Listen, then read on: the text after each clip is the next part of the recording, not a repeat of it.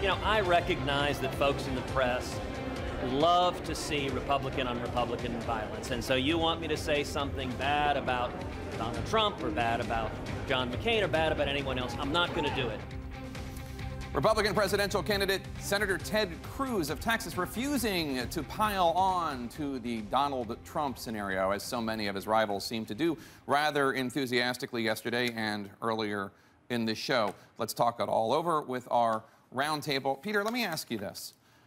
I could have predicted, I feel, that Trump was going to say something controversial and the entire Republican establishment was going to jump on him. I didn't know what it was going to be, but boy, does the RNC want him away. Yeah, well, because every minute we're talking about Donald Trump and some outrageous thing he said, A, it cheapens the process. It makes it look like a reality show rather than a serious, sober contest for the presidency of the United States.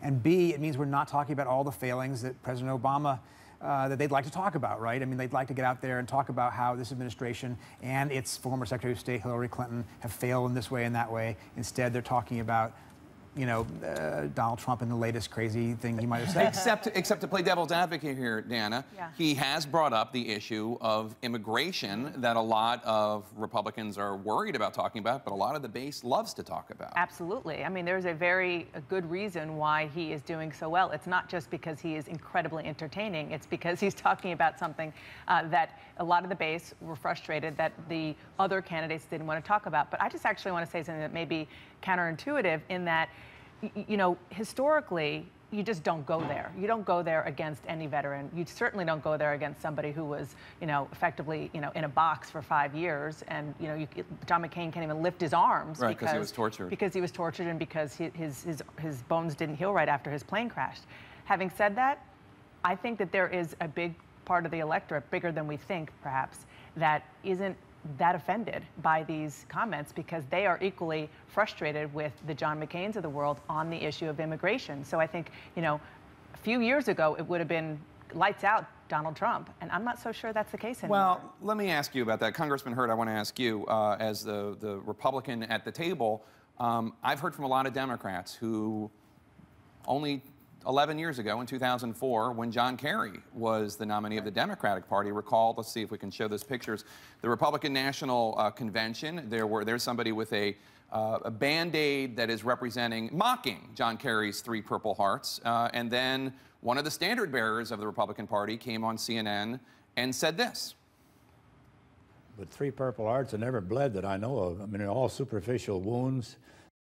Now, Bob Dole went on to later kind of walk those comments back a little, but is there a double standard here? Are Republicans, they say, there's no place in our party or our country for comments that disparage those who have served honorably? Well, unless you're a Democrat. You don't criticize anybody's service. You know, someone that's willing to go overseas, put their lives in harm's way in order for all of us to sleep well at night, you don't disparage that. I don't care what party you're at.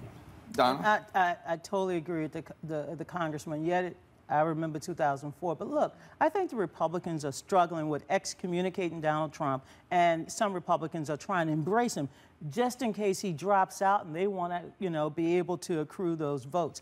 They have a real branding problem with Hispanics, and they've been working on it for years, the Republicans. And now here comes this big celebrity. He's a celebrity now. Sure. But he's a celebrity with a huge following because he's standing up to the establishment, but he's also blocking, I think, some of the sunshine that some of the other Republicans, like Mr. Kasich, Mr. Rubio, and others, they would like to have this moment in the sun so that they can qualify for the first debate.